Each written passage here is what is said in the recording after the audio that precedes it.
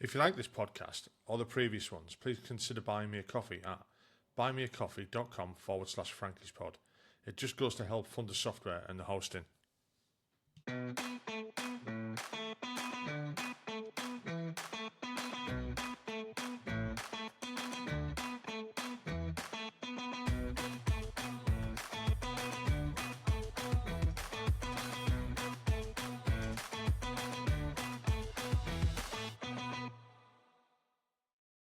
Hi, welcome back to the podcast. Tonight I'm talking to Jason Gillard. Jason kindly volunteered to come on the show and tell us about his service and setting up the Northern Ireland Veterans Awards after he left. So I'm really glad he's come on. Welcome to the podcast, Jason. Thank you for having me.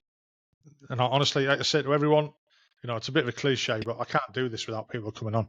And, I really appreciate it. It's just the normal 5 questions that I ask everybody, which is, where did you grow up? Why did you join the military? What was it like? Why did you leave? And what have you done since? And I think we'll have a good discussion about that after, that part of the podcast.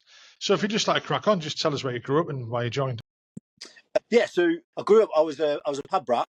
So my dad was RMP.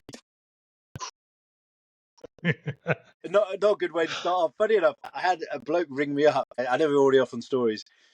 Ring me up the other day and just say I had a job advert up in for a CPO gig, and he was like, "Oh right, yeah, just ringing up about this job. I'm moving back to Belfast. I'm ex-RMP and I've worked for CR, which is Control Risk, for 20 years in Iraq and Afghanistan. I'm going to come back." And I just started off with, "Well, we didn't start off well, did we? Telling me you're RMP." I said, "But that's okay." I said, "My dad was RMP," and he went, "What's his name? I might know him." And when someone says that, I go, "Not a chance, not a chance." I went, "George Gillard," and he went, "I've not heard that name in years." He went, "I was in debt mode. I brought his son presents for Christmas. I had to drop him off." That's me. So this bloke, I didn't know, literally on the phone, random bloke, knew my dad. So anyway, so I was a pub brat, lived everywhere. Born in Salisbury Plain on the Stonehenge, literally, and then moved to Germany. A few years there, Cyprus, Northern Ireland, back to England, then back to Germany, Colchester, and my dad got out near Norwich, a place called Wharton in near Thetford. So everyone knows that Stanton training area. So I lived everywhere. I was a nomad. My mum's from Belfast, and my dad's from Bath. And then I lived everywhere, obviously being a pub brat. So how did that affect you growing up? I mean, like making friends, schools, and like I said before, I grew up with, my kids grew up while I was in the army. And I've asked other lads and lasses who were part. I mean, I interviewed a lady months back who, she was just a pads brat. She was, she wasn't in the military. And I asked her that question, and she said, "Well, I didn't know any different." And because most of the time you're going into schools, I think we were lucky that we moved as a unit, so all the kids moved as well, and they knew. Whereas somebody like yourself had been moving around on their own, going into a new school, starting off afresh and stuff like that. How did that affect you? Yeah, well, I had 7 schools as a kid, and I'm an only child as well. So it had its positive, really negatives of you could say quite on your own because like you said, every 2 years, because my dad was RMP posting. So I wasn't moving as units. We weren't moving with the same kids. It made me 2 things. Okay, it made me so independent and ability to adapt, which actually in later life really benefited me well. But it did cause problems in that I never had those solid structured mates as I was growing up, and not until my dad left the army when I was 11 in Colchester, and then we moved to the school. Then it was really tough integrating with the civvy kids. I mean, I'll be honest, I wasn't the coolest kid. I really, really wasn't. I was, quite awkward, a little bit of weight on, puppy fat. And it took me a long time to integrate when I went to the school. And it was all an element of bullying. All these kids had grown up in the area, they grow together. I wasn't really accepted at first. And maybe it was my personality or just the upbringing, who knows? And it wasn't until later, until I left that school and went to college, that a lad I was in school, I ended up becoming best mate. Now, we were friends, but then we become best mates as we matured. But early doors, the moving round, difficult.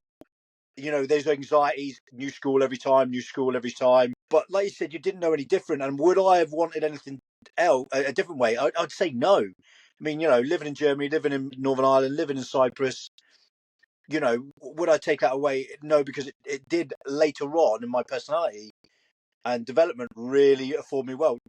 Going anywhere, going the cadets. I was in the Army cadets, going in as scouts. Leaving mum and dad was not even an issue. I never had any social anxieties like you see children today, because that was my norm. I was on my own. So going away was not an alien concept. But it has its, really has its negatives, but it also had its positive, that when I went and joined the Army, it was such an easy transition, if that makes sense. Yeah, no, perfect sense. I mean, I know as well with the service schools, I suppose they're geared up to, to look after and look out for kids who are moving about and coming on their own and stuff like that. I mean, like I say, my kids were quite lucky that we moved as a whole. So, with the sudden influx of kids at that school, they all knew each other. Their own little gang type of thing. They suffered when I moved. I wouldn't say suffered. They found it a bit harder to fit in once we got back to the UK on my final posting, and they went to their first civvy school basically. And I mean, my daughter was fine because she was a bit older, and we'd put her back a year as well to catch up on her exams. But my son, I don't think he found it as hard as me saying he found it hard. It wasn't a case of that. He just kept getting called posh. Right. Always, because northeast of England, everyone's got a strong accent. Pads brats don't tend to have an accent really because they pick them up for everywhere. So he's walked into this school with like a Middle English accent. It's got no, it's not even an accent. It's just speaking English. Everyone was like, "What the fuck are you from?" Like, you know what I mean? He was like, "Oh, my dad's in the army," type of thing. My daughter picked that accent really quick. My son still, I think he fights now. He's 28, and he doesn't want. Yeah.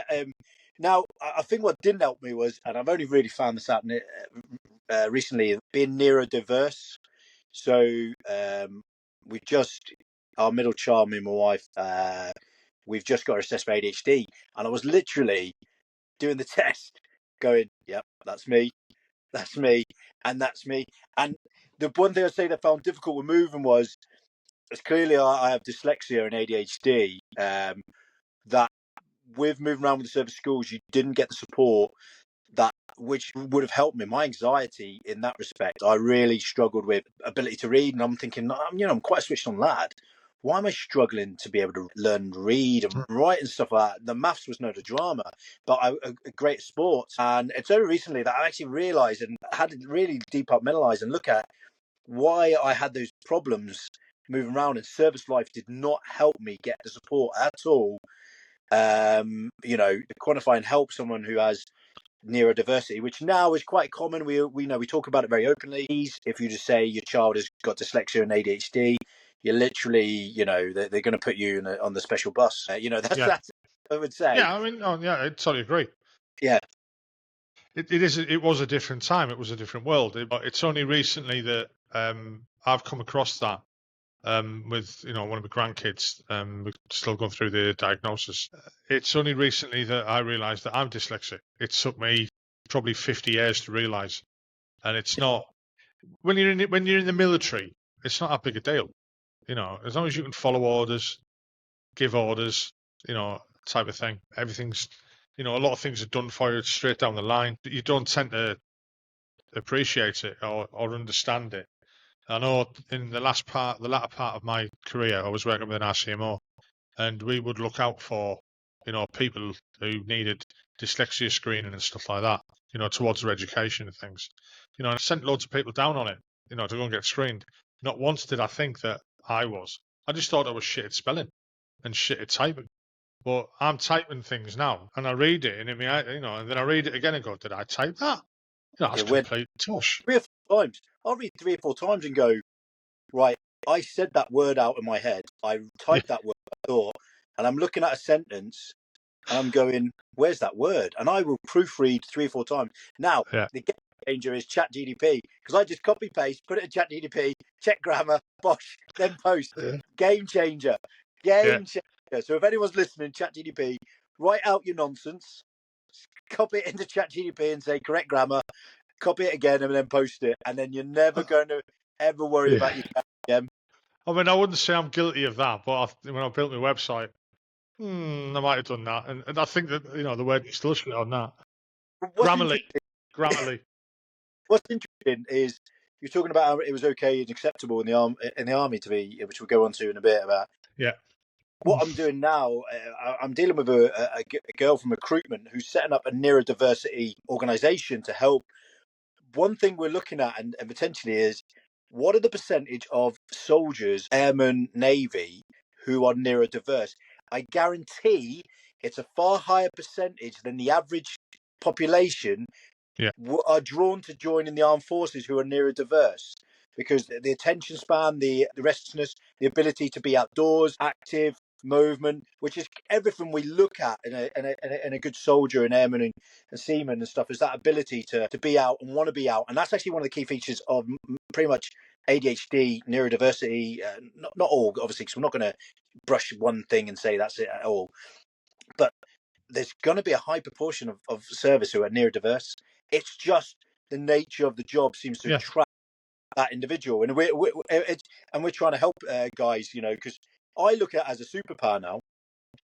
People always going to me, Jay, are you wired to the max? And it's just my standard movement behavior levels of what I go at, and and I can do that, go to sleep, wake up, do it again, and it's not like a tiring sensation. Even sometimes you do, but it's an ability to keep going, which is it's something I have that some other people are quite lethargic and unmotivated.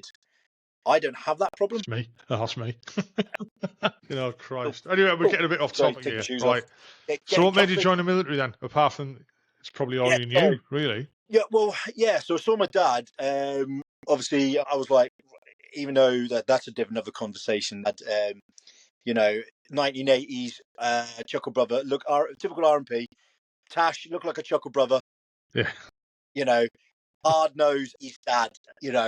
Literally, you thought I had no love for you, or but growing up, it's just all I wanted to be. I didn't excel at school. I loved sport. In that world, just wanted to be a soldier. It was literally, there was no plan B. There was no nothing. It was did college, went to school, didn't get the grades that because I didn't put the effort in. Let's be honest. Let's not pretend I didn't get the grades I deserved. I got the grades I deserved. I didn't. Yeah. I once tried to in DIY. I was going to produce a football stadium. I just brought my Sabutio stadium and tried to pass it off. This is the effort level I was putting in, and he was like, "Yeah, nah." And it was funny because he was so my DIY teacher was ex-Navy, and it was no word of a lie. His last name was Bates, so Master Bates. So yeah, so I didn't put the effort in, so I didn't get the grades I deserved. I got the grades I deserved, and then I went to college and carried on because my dad, he didn't really want me to join the army. He didn't want me to do it. He was straight away, he was going, "You're going to join? No, I want you to go and get an education. I want to go and get this, that, the other." And so I went to college, retook some of my grades, did improve them. Then I started a sports science course. Again, in principle, I looked in my head and went, "Oh, I want to do that," but I didn't. I did that because my dad would, it's something you look at it and go, "Oh, you're doing a sports BTEC National Diploma in Sports Science." And then it got to a point where I wasn't turning up, and then my dad found out, and then I was like, "Yeah, I'm not wanting to be there." Now I enjoyed playing the rugby, went and played rugby every week, and I said, "Look, my goal is I want to join the army." So I got a job. I actually got a job where Mum and Dad worked in Thetford. It was a factory. Worst mistake ever, do not work in a place with your mum and dad. I ended up getting put on the line with my mum, and my mum is from Belfast. Big Shankill, and honestly, that was hell working on this line, doing this thing with mum. Then I moved around to become a line boy. And anyway, went to join. I was in a bus crash though, going to college. I didn't think that would have any effect down the road. So I went to first time, went to tip up selection, got to go through, went to the careers Norwich and went to go to Purbright and didn't even get past the medical. It says here you've been in a bus crash with a back injury. I said, "Yeah, just hurt my back, but I'm grand." Now this is less than a year. So I got rejected. So I had to go back absolutely wounded, gutted, couldn't join. So I had to wait for a period of time, then reapplied, and then went down, smashed it, come first on the mile and a half, come first on the bleep test, got grilled. I remember on my selection because my dad was because they look and see your dad's army. Getting asked questions I had no idea about. I was like, I don't have no idea this, but they were going to be your dad's in. I went, and anyway, and I was in the Army Cadets, so I loved it as well. So finally got in at the second attempt. So why I joined was because my dad was in. It's all I knew and all I wanted. And it was never like, oh, this is my last chance. This to me was what I wanted to do, and all I wanted to do. No, that's fair enough. My story was that I had two brothers in the army, and I think everyone just expected me to join, so I did. Yeah. You know, and I'm from Hartlepool in the mid-80s. There was nothing there. You know, I'd signed me oath of allegiance and had me, you know, the date returning update before I did my last exam. You know, right. I turned up and done my last exam. I could have just not bothered. I'm as well not the grades I got. But yeah, you're right about that. The grades you deserve, not what you think you deserve. Yeah, you put the effort in. When I look back at mine, I was like, yeah, they're a bit shit. You know, I'm pretty sure I'm cleverer than that at some point. So what did you pick? What unit did you pick to join? What mob? So, right, I can't believe we're going to admit this on, social media. I was going to go RMP. You know what? I've interviewed guys who were in the RMP, and like I said to him, you know, we all have this like idea of what it's like being out, you know, joining the monkeys, and he was like, yeah, and some of it is, and you know, the laugh we had about it was at the time. He was an instructor down at Chichester, and when their guys in training got in the shit, they couldn't jail them, right? Because they haven't got a jail. So they used to send them. I was in the artillery, and we were at Thorney Island. So they used to send them down to us to get jailed. So, and we, you know, the RPs would be like, "Yeah, we're getting another one in," and they'd fucking rag them. You know what I mean? It's just like, you know, you're going to do this to someone later. You're getting it now. Yeah. You know, I never really had anything to deal with the RMPs. But let's not go into that one. You know, I don't want to, you know, admit things on camera. But you know, I had nothing to do with them. It's just that. It's just a bit of banter, a bit of rivalry, isn't it? Really. Yeah. Well, I didn't join the RMP. So I ended up joining the glorious Royal Corps Signals. At the time, it was quite a new trade because they got rid of a thing called RTG and TGs, data telegraphy, or the DTG was data telegraphist. So I become what was the new radio systems operator. So become what was known as an RS op. And I joined in. Once I got in, I was over 18 when I joined because of the rejection of the back injury. And I joined 2000, June 26th, 2000. Okay. Glorious day for the Corps because 2 days later was their anniversary. And yeah, I went through Baz and Bourne, then straight on to Blandford to do your RS course, which takes about a year of bullshit, ironing your woolly jumpers, starching them, lightweights. I mean, lads joining now won't even know what lightweights are or woolly jumpers or. I miss. I think you look a lot smarter, mate. To be honest. But yeah, so I had a great time. It was a horrible time, but I had a great time. I mean, I'll be honest with you. I could have bypassed basic training because of the cadets. I was in 5 years, and I actually went and trained. I love basic training. It wasn't difficult. It was an easy time, great time. Could have bypassed it if I'm honest. Only learned a few things. Then went to Blandford, did trade training. Obviously, that was an eye opener. Learning how to use Klansman, because all that, you know, good stuff. Great place, Blandford. Well, the camp's awful. The nightlife great. There used to have a nightclub called the G Spot down in Blandford, and it was 12 quid to get in. Bottomless glass. Had some great times there. Absolute great, awful great times. And then my first posting. So this was crazy. I got posted to 21 Signal Regiment. You know, I was seeing a girl at the time, split up with me in Blandford, as usual do. And I got posted to 21 Sigs because I was an Army under-20 rugby player. So I got into the Army scene with rugby and got posted to 21 Sigs, which is near Cologne, Bath. So got there. But the day I turned up was the 12th of September 2001, the day after 9/11. Everything had changed. When I say coming into a world that was unrecognisable, was unbelievable. Literally turned up the guard room, you know, got my first car because I passed my driving test at Blandford and couldn't drive. with all everything in there, and literally 20 bods in the guard room, webbing on, rifle. Because this one's got me. They hit the Twin Towers, so the next hit was going to be Cologne in Bath. Hey, you Right, never know. we've got the trade centres. Let's hit those Yeah. boys in Bath. Come on. But anyway, so we tipped up there, and I was like, and they were like, right, here's your room. I was putting them above the med centre in transit accommodation. Turned up to the unit next day. World gone wild. Literally had gone. If that hadn't happened, turned up 2 days earlier. Different setup. Turned up that day was something you'll never forget. And obviously, the day I remember watching at home, seeing the Twin Towers hit and going, oh, I'm sure there's planes I'm meant to do that. And we got to there, and it was just a whirlwind preparing to go to Afghan, because that was it. Remember, there was exercise South Syria on. I don't remember that was in Oman. It was the biggest exercise they'd done in years. So it was rear party pretty much at there as well, because most of the people were away. And 21 SIGs was the air support for the Chinooks and the Pumas.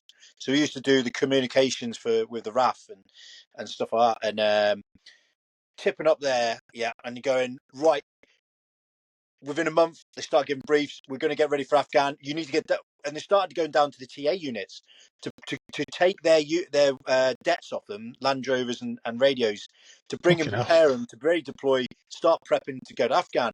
And I was like, obviously, 19 years old, joined the army because I wanted to see the world, getting told we're preparing to go to Afghanistan. I literally thought, this is everything I've ever wanted. I could never stand anyone who joined and went, I don't really want to go anywhere. And you're like, what the fuck did you join for? And especially as everything was dying down. Northern Ireland, the Good Friday Agreement had happened 3 or 4 years before. Kosovo and Bosnia was starting to wind down. There was nothing on the horizon. And then, boom, this happened. I was like, unbelievable. We're getting ready. A different world. No, I remember the day it happened. We'd gone into work and somebody had said, someone's just done a big bomb in New York. Like, what the fuck are you on about? Kind of ignored what they said. And when everyone went home at lunchtime, obviously turned the tellies on. And I don't think anybody went back to work in the afternoon. No. Literally, I rocked up about 3 or 4 o'clock and the camp was dead. Everyone was just like, what the fuck's happened? Because, it was like, it's all right in hindsight saying that, oh, yeah, the world changed and everything, but it fucking did. A lot of things changed. They achieved their goal and they probably fucked the rest of the world up straight away because we were just everyone was in shock, really. Yeah, well, I don't keep focus. Do you know right. what was interesting is George Bush. I'm not a conspiracy theorist. George Bush could walk into the US Senate and ask to do. He could have said, I want to take Doris down in Venezuela and I want to Apache her, you name it, and they would have gone, done. He had the power to do anything. Right, let's go to Iraq. Let's put in Afghanistan. I'm not saying he instigated, but I'm just saying it did give him the ability to do whatever he wanted. It was an interesting time, and everything changed for us. I think that was the catalyst to change the whole role of the army. If anything, it kick-started what needed to happen with equipment, procurement, better equipment, everything. That was the start of the catalyst to now. But it's still. Now they are. Yeah, they've got the gear, but it still took years to start getting the kit. Fucking ridiculous. You're right. I went to Bosnia in '95, right? And they said, oh, it's warm weather, so you'd have to take junglies with you. And we were like, right, okay. And it was Combat 95 was just coming in, so they give us like prototype Combat 95 stuff, and it just fell apart. And we said, well, what about cold weather gear? Because it's going to get cold. Bosnia gets cold. And we went, oh, don't worry about that. Yeah, we'll get you it. People are having to buy their own stuff. We got issued cold weather gear after we'd been on Mount Igman for 2 months. It's about minus 16 every day. We're wearing our like civic clothes underneath the uniform, trying to keep warm, type of thing. It's fucking ridiculous. And it still took years for it to kick in. Even I agree, it does. It was a catalyst, but still going out. I went out in Altelic, shit body armor. Yeah. Fucking, you know what I mean? Half was dressed in green, half was dressed in desert. It's just it is what it is. You can't change the past. I mean, luckily, I hope they've got it better now for the kit. I've been out 12 years, so I don't really know. I can't really comment on that. Anybody who's listening, please leave a comment below. But yeah, so that was a shock for you to end up at your unit like that. It Unbelievable. must have been, it must have been quite an eye opener, to say the least. And how did you react to that? How did you fit in? Again, I actually felt it was like going back to school in a way. When you first unit, it's like, especially as I look quite young, but I was actually, how old was it? Was I about coming up to 20 at the time? So I wasn't a young lad who joined at 17, got there, and 3 years is a big difference at that age, 17 to 20. Yeah, still immature now at 43. But, 56 going on 7. Yeah, it was. I would say it was. I was dealing with the back end of the hard and nasty corporals and lance corporals, should we say, that were in the army. The beginning of that was probably the last time of the. You know what I mean, and everyone who's going knows what. So literally looking at you, going, what the fuck are you looking at, Gillard? And having to prove yourself. I mean, the lads won't have to do that now. It's not. It's a change in a good way, and ultimately bad way. Yeah. I still think you need a couple of good enforcers. In the right way, strong leaders. Robust, I think the word is robust. It might have been mentioned on my Sierra a couple of times. There was a great line on my Sierra. We'll go into that later. But so it was a difficult time. It was just one of those times to adapt. My troop staffy, I wanted to be a PTI, so they turned up, and then as it died down, coming up to Christmas, because remember that of September coming up, we were getting told, right, you'll be on standby, and ultimately, as nowhere near as many people are. It was 16 Air Assault went out on New Year's Eve, I remember. I think because one of my mates, he rang me up. He went, Jay, H. Harrison, his name was. He was a retrade from the RLC, and he became an RSOP, and he was in the trade course I was on. He then went to 216, our airborne unit, and he went, yeah, we're flying to Kabul. We're going tonight, and it was his birthday. So I remember that, and then it died down a little bit. The unit, you come after Christmas. Oh, we don't know if who's coming, who might be deploying, might be, and I think it was something like maybe one det out of at least a whole squadron on standby. So it didn't materialise how we thought it was going to be. So then started getting to normal unit life, as a sprog. But I wanted to be a PTI, and I remember putting in my application every month, and it just got rejected by my staffy. Every time said no, and the sergeant major didn't like me at night. It was it was a prop because I remember he did the junior seniors, and I passed the ball, and he kept running at me, and luckily I could sidestep him because he was a prop, and I was playing scrum half, even though I was either a fly half or fullback, and I thought, all right, he doesn't really like me, does he? Tried to twat me off the ball, and then I offended one of the old school hard sergeants. Ian Francis, he was like, "Who's a sprog?" When we were playing some sport in for PT, go and tell him to get back. And he was looking at me, going, "How could you even speak to me?" So I offended him. I did one of these things like, on one of these people, I didn't mean to offend, but I just seemed to maybe come across a little bit cocky. So yeah. And then I subsequently, in the early days, met my first wife, who was a course swimmer. She was actually there. She was at 36, another unit. I ended up not only spending a year at my first posting, and ended up getting posted in Northern Ireland so we could be together.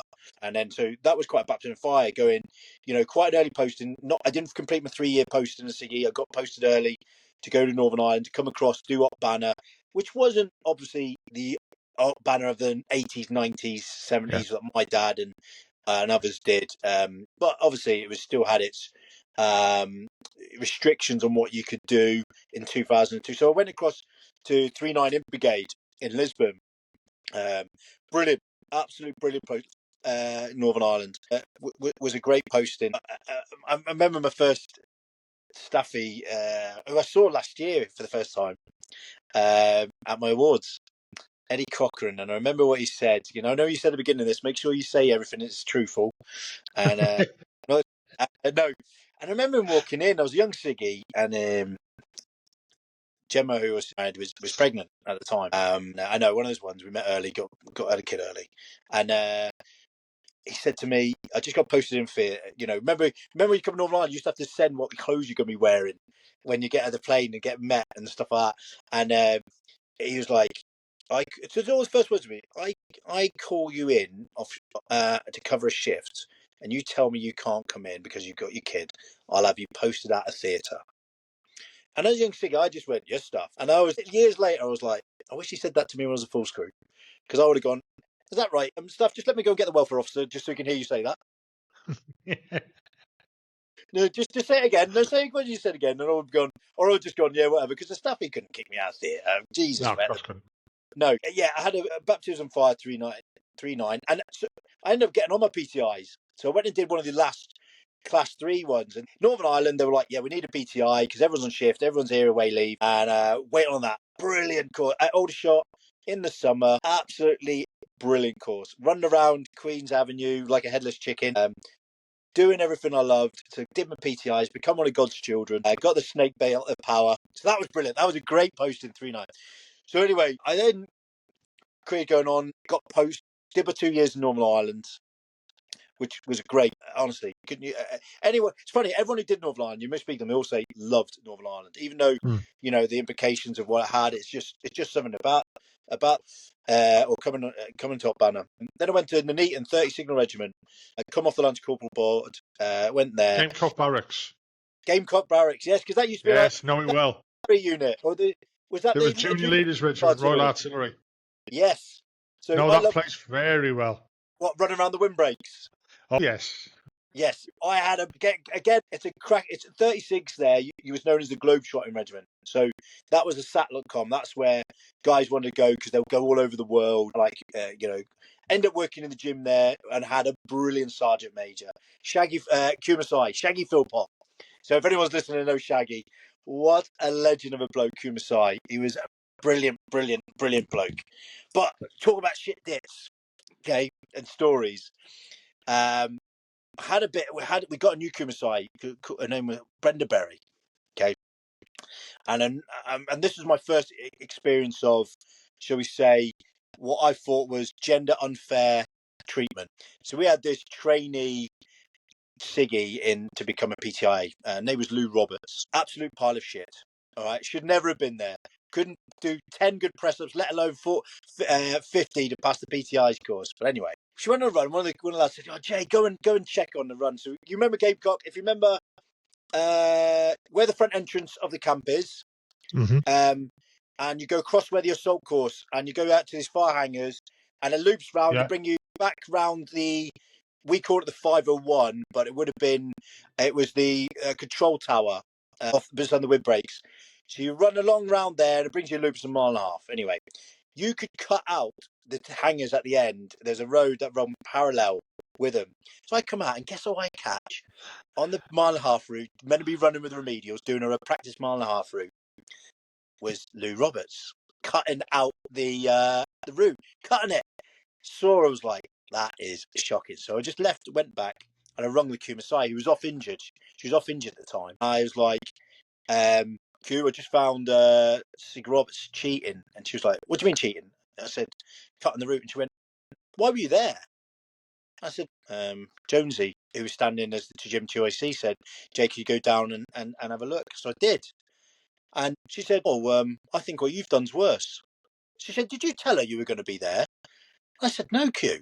Well, I didn't. I didn't know I had to. But she went, well, I don't think you should have done that. I can live with her cheating. And I was like, what? Right, you can live with her cheating? So anyway, Roberts comes in and goes, the Q's wrong me. She wants to see me. She wants me to go to her house. And I was like, right, I'll tell you why. And I said, come outside. So he didn't do it in front of everyone. I said, stand there. Said, I'm going to take the reason why you're going to see the Q is the Brecon hand come out, by the way. I still do that at work. Yeah, you're going to see the Q because I caught you cheating. And she started gobbing off at me, and she's signaling I was Lance Corporal and I was, PTI. And I said, look, I don't think you fucking understand this. This isn't a two-way conversation. She went, I don't give a shit. What do you think? And I was like, fucking Sig Roberts, she jogged off. She went, I don't give a fuck. She then rung the Q up and said whatever. And then I had another telephone call from the Kumasai having a go at me. Having an absolute go at me, she went, who can I believe? And I said, well, I'm a trainee. She's a trainee, a Sigma. I'm the Lance Corporal who's not a trainee. I said, who do you think you should believe? Well, let's just say she didn't believe me. I was kicked out of the gym, back to the squadron. Okay. She never passed her PTIs because if she went down a pub right, she would have failed. End up getting out of the gym, and then I ended up having a bit of a shitty time actually in the squadron when I went back. Fell out with the sergeant major. It sounded there's a lot of falling outs of me here, but honestly, it wasn't me. So anyway, so come to the 2 years there, and Gemma, who got married to the wife at the time, she ended up getting promoted to sergeant. So we ended up getting posted to 3 div. Now that was an interesting time. I was Lance Corporal, she was a sergeant. How does the mess work? I was going to say, yeah. Who invites you? Well, that was an interesting one. So in most signal regiments, there is no corporal's mess. Something they did try to get at 36, but never took on. And I know a lot of regiments have corporal's messes and stuff like that, but the signals they never used to ever have corporal's messes. Didn't really have it. Maybe one regiment might have it, but general 3 div didn't have one. First mess do applies to the RSM. And I'm trying to think who the RSM was at the time at 3 div.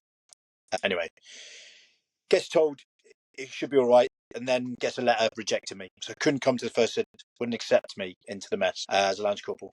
And normally, okay, I understand why, if I'm honest. I understand why. Then he left, he got his commission, and then a top bloke come in, Matt Eastman, RSM. But he was a sergeant major at my last unit. Instantly knew me, instantly went straight away, you can come in the mess anytime, as long as you ask permission, your wife, blah, blah, blah.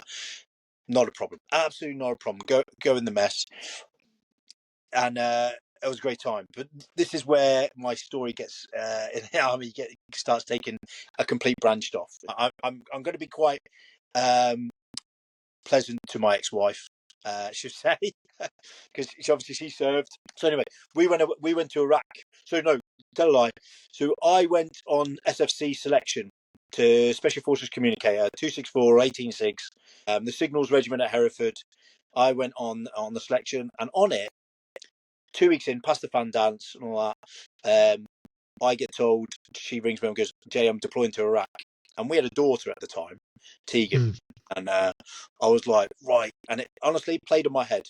Next couple of days on the hills, anyone who's done, the hills for selection stuff, they talk about them, what goes through your head, the physicality is hard enough, let alone you have to have no baggage.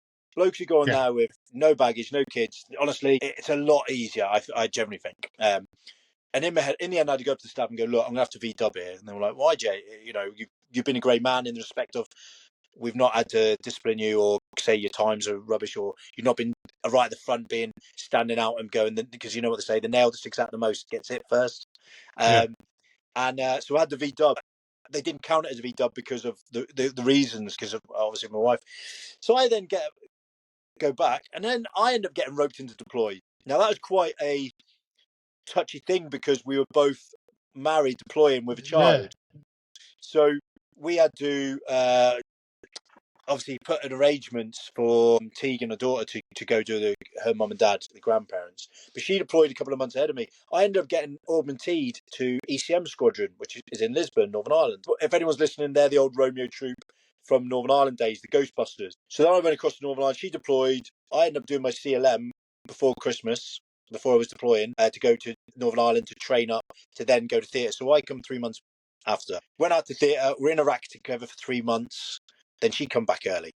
And then the day I walked back in from Iraq, they come in the house, is the day we split up. Because she went, I'm flying back, she broke into my Facebook, and I had been a weak man, and I had cheated on her over Christmas. So I had gone home for the first time in 8 years. Shouldn't have done that. Should have left. Gemma wasn't the right person for me. Okay, I'm just going to leave it at that. I'm not going to, even the podcast, I'm not going to, at the end of the day, we've got a child together. What happened between us is between us in that respect. But I should have split up. I shouldn't have done what I'd done. So she just went, who's this? And it was a message saying what I'd done. I said, look, we're going to stop this. I shouldn't have done this. Let's put it to bed. I'm a married man. And here's the funny thing, though. My mum was there was at the house to help with childcare. And I was up half hour later to go to Northern Ireland to do my week's decompression with the unit. So my mum had to stay there, and fucking half to Northern Ireland. So I didn't have to deal with it. But it was the catalyst of the best thing that ever happened to me, if I'm honest. Right. Because that wasn't right. We weren't right. That wasn't a relationship. It was a toxic, really toxic. I didn't do things in my career because she manipulated me to stop me doing. I was a career soldier. I was, wanted to be, definitely a good, very high standard of soldier, and wanted to go off and go up to RSM, all that. I mean, I've not experienced being, I was married in the army, not married to a soldier. I'd Yeah. imagine that's been quite hard, especially being in the same unit. Yeah, well, we split. Would people think that you're going to get preferential treatment, especially because she was 2 ranks ahead of you and stuff like this and blah blah blah? Yeah. Yeah. I Well, suppose in I'd the come up. artillery it was different. There was less women, especially at the time. Well, the signals and So, I mean, between that, I'd come off because I was a full screw, but when I went to Iraq, so I'd come off full yeah. screw board. So, it's catching, and so I come back, and we were still in the same unit. We were split up. I moved into the block. Started enjoying myself. Went snowboarding, which you'd never let me do. I remember going out, and I was like, trying to have some mediation. And I went to counselling, marriage counselling. The best thing I ever did. I learned so much in that one session that helped me for the rest of my life understand relationship, understand understand how there's a parent, adult, child relationship. It was brilliant. I actually thought it was brilliant. It was really good. I learned from it. She didn't. She just, all she liked was when they said the shit things I was rubbish at. But anything that was against her, that was a load of rubbish, which I was like, oh no, I think it's, anyway. So I learned Yeah. loads. So I saw the welfare officer, and we sat down to talk about, being sensible. And I just was like, after we had that, I went to the welfare officer and I sat down and I went, I need posted out of here. I cannot sit in Bulford. This is not right. This is toxic. We can't be in the same unit. Now, we were different squadrons, HQ, and I was 206 Signal Squadron.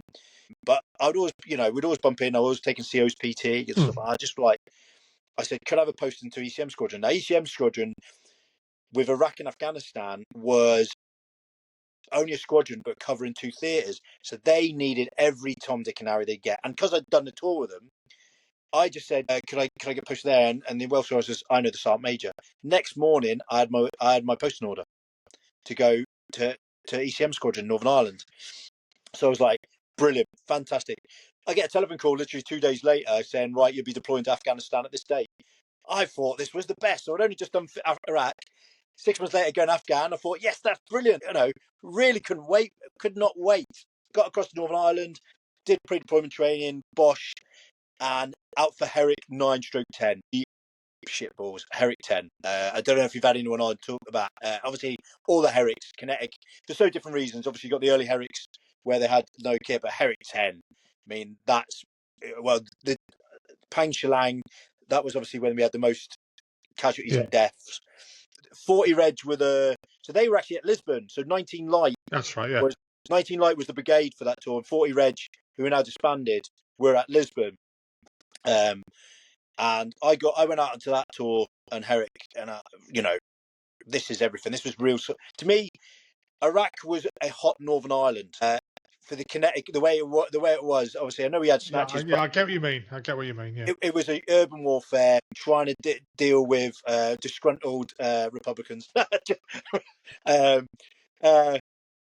just happened to be Iraqis. Whereas Afghanistan was more soldiering to me. That was how I could describe it. I thought that was more soldiering. The only way to describe it. So going to Herrick 10, attached to the Danish for 6 weeks in a place called Armadillo. Because we had ECM equipment attached to them, so we had to have someone permanently, even though they weren't part of Five Eyes, we had to have someone who was always on theatre then. And my routine was pretty much wake up, breakfast, go to gym, help out the radio, maybe go and do a patrol here and then I'd go to gym again. It wasn't a gym, but it was good. It was the best 6 weeks ever. Brilliant. Really just got to pick and choose. Then I went on R&R, got dumped. I was seeing an air hostess at the time. And then come back and went to Musakala. I hated Musakala. What an awful time. That was where the Fusiliers were there. Had an absolute terrible time. It was just a shithole. It was horrible. I know they're not nice, but some places are. I mean, it's beautiful to look at, but then there was an incident where someone got injured in one of the ATO teams, and they would have what was called a bleep. They would have an ECM on retainer. Now, that equipment is different to what the standardized force protection kit you might have had in Iraq and stuff like that. Okay. Now, you have to have a license. Even though we're in a theatre and you have to have done their course, you can't. And this bloke had this idea that I could just go into that team. And I said, look, I'm not allowed to. I tried to explain to him. I ended up getting pulled out of Musikala, made up some that I said I was being a problem. I wish I'd done that earlier. If I knew that was a sketch, I would have gone, yeah, I've been a right problem. So get pulled out, go to Kandahar, have another. That was an absolute gift, a tour. But that's when Panchalan kicked off. So we were through with that, sporting that. And then obviously ended toured. Went and did some milk, went and did my skill at arms. Love that. What another great course that was. Anyone, done this, the old skill at arms, a 6 weeks one, not this new one, because they do like modules now, I believe. A 2-week course. They're everywhere. Absolutely brilliant course. But I did the crow bag thing on the course, and I talk about shit dips. I on the of all courses, we had a shooting day, range competition, and had to do, do your zeroing and guess who fires automatic. When you do it and you're like, did I just do that? Please say it wasn't me and it was someone else. Of all places, the skill at arms course. Yeah. I was like, I have a habit of this because I'm a PTI. We went back for lunch and I had thought I'd do 5 winks on the bed and then woke up and everyone was gone. And I had to tiptoe in the fox lines like this, right? Didn't even know it was gone, but I went up to the instructor, said, oh, staff, sorry, I slept in. And I got extras. If I said nothing, never even known I was missing.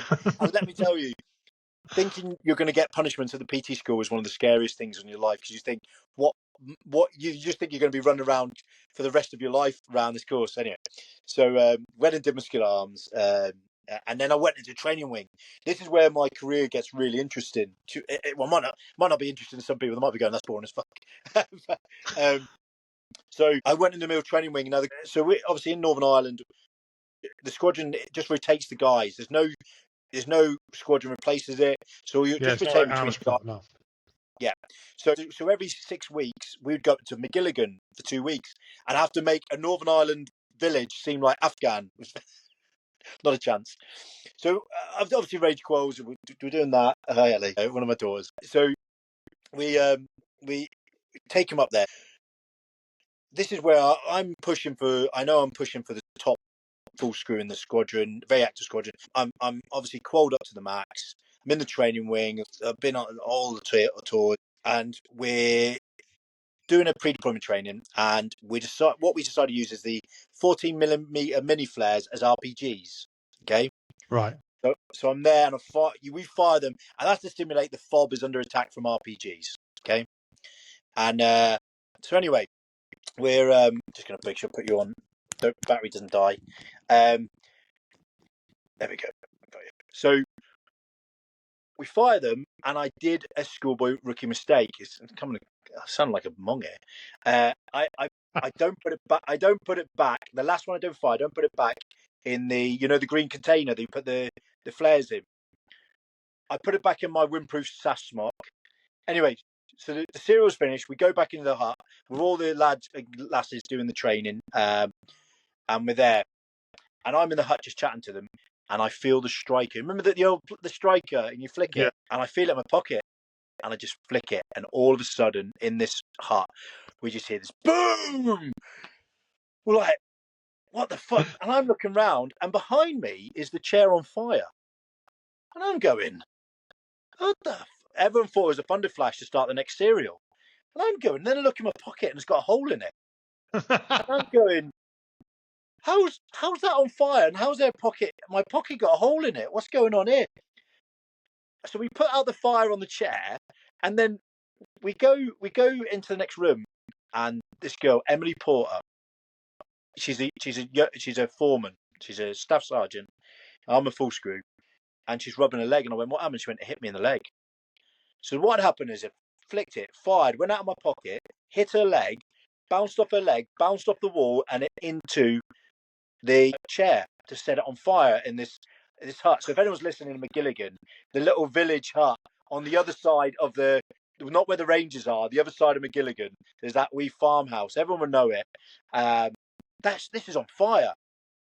And I'm going, oh, you okay? You okay? And she was like, her legs, she said, she started crying. And I was like, right. I raced back to McGilligan camp to get some bag of peas. We're coming down and put this bag of peas on her legs. And Matt Gill, who's the training wing sergeant, went, Jay, I'm gonna have to suspend you. And I said, look, okay, not a problem. You know, you need when there's an element, an ND, you need to ring Clate. There's an incident, you need to get over it. And so I went away and I quickly wrote a statement. And to this day, I wrote that I was pulling it out to start the next serial, and it caught in my pocket. So I was not an ND because I meant to do it. Okay, it just got caught. All right, but there was some gobshites on it. All right. So anyway, he gets a call. He gets a call from Clay. Yeah, whatever. Good. He can go back on the exercise. Now I went back on the exercise, and I felt about that small. So if anyone's listening, it's the size of my penis, right? Right. I felt tiny because I'm an instructor. I'm the know-it-all. I'm the, meant to be the this and that, other. And he doesn't. In a bit, babe. All hell's breaking loose. Okay.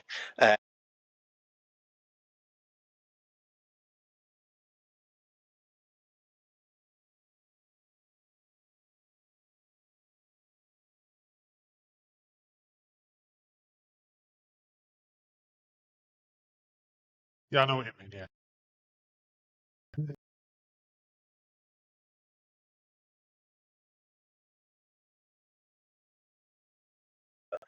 But anyway, Sergeant Major news. The OC, brilliant bloke, Billy Bingham, ex-Hereford.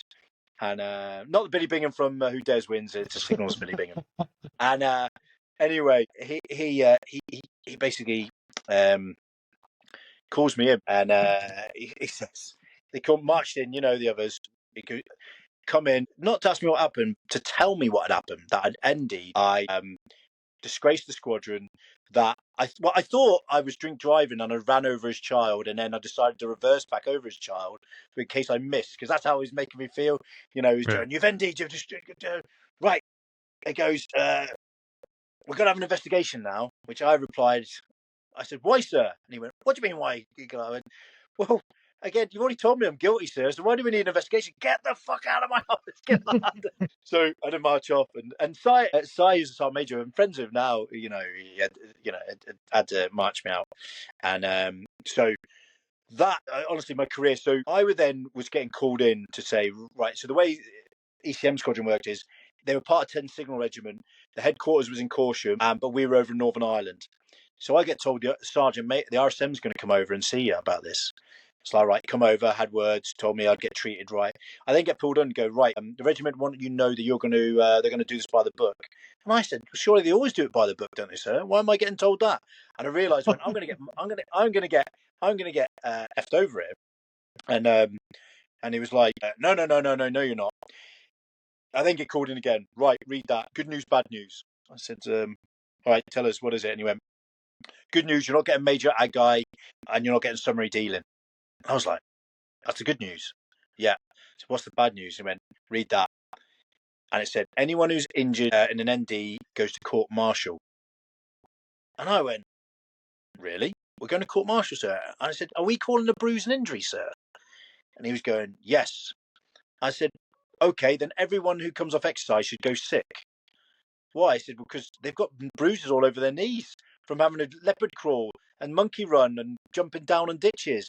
So surely everyone's injured. And he was like, no. I said, so at that point, I went, right, can't call an ND. He said, why? I said, sir, the striker has not been checked by the REME to prove that it was error in drill, not error of drill. Sorry, error of drill, not error in drill. And he was like, what do you mean? I said, you have to prove that striker was working fine before you can charge me, because you have to prove that it was my fault. Oh, we don't have to do this. I think you'll find you have to do that from anything from an AS90 down to this. Okay. Yeah. Now, there was no chance of that ever happening because I stole it and took it with me. And I told him I threw it back in with the other 13. Next day, I get a telephone call because from Army League, you are a lucky boy. I said, what? It's been thrown out. I said, why is it right? He goes, but not why you think. I said, it's been thrown out because your statement is self-mitigates. Because you can't self-mitigate in your own personal statement. And because the RMPs didn't take a statement, you cannot be charged. And I was like, Bucksy, and I went, but you're still getting minor agite. And I went, why? I went, because we only need to believe you did it to minor agite you. Now that's another story, a funny story, but I won't go into that one anyway. So I did this, and then I went on another tour. Then my SGR come through. They'd used it against me. They wrote on my SGR. They didn't write the incident, but they wrote I could come across a little bit arrogant. So that was my chances of promotion. So then I'm getting to a critical part of my career, a 12-year point, and at this end of this tour, I get sent to OPTAG because what I did with Herrick 1314 with the RSOI package, I end up going to OPTAG as an acting sergeant to teach at OPTAG. Then I get my SGR, and I wanted top full screw in the regiment, acting sergeant, called up, and I come 7th in the regiment, which for a regiment of 100 full screws, that's still decent, but it wasn't good enough for me. I was at that point I wanted to be going on, so I had to make a choice at that time, and I went, right, I've not got what I wanted. I'm going to sign off. But just before I was about to do it, I got a posting order to go to Purbright as phase 1 instructor. I signed off, and then they were still trying to post me to Purbright signed off. And I was ringing up Purbright to speak to I was actually going into the rehab squadrons. Again, it's a complete waste of my talents, I'm honest. I rung up the 2IC, and he actually he thought I was treating me like I was an absolute dick, when I was just trying to say to him, sir, my posting, there's no point in posting me, I've signed off. Yeah. Because I'd met just before Herrick 13 my wife, my now future wife. I won't talk about getting 8 years to get divorced. That's another thing. That was ridiculous. But I met Cecily in Northern Ireland. So I come back, did the tour, went to obviously Afghan. Come back, did the attachment to OPTAG, and then I really liked this girl, and I went, do you know what? I said, there's more to the army, and I wasn't happy with not getting where I wanted to get. Mm-hmm. So I was trying to get out of Purbright. They were still posting me, were still adamant. And then the unit was going to wait for me to come back, take the guys on a training pre-deployment, the quals, and then finish that, and then drive to Purbright that weekend, pack up my room, and go to Purbright. A week before I was due to go, I had to ring the RCMO, which is a bloke called Captain Hook. Shay Hook was my sergeant major in. He was ex Hereford.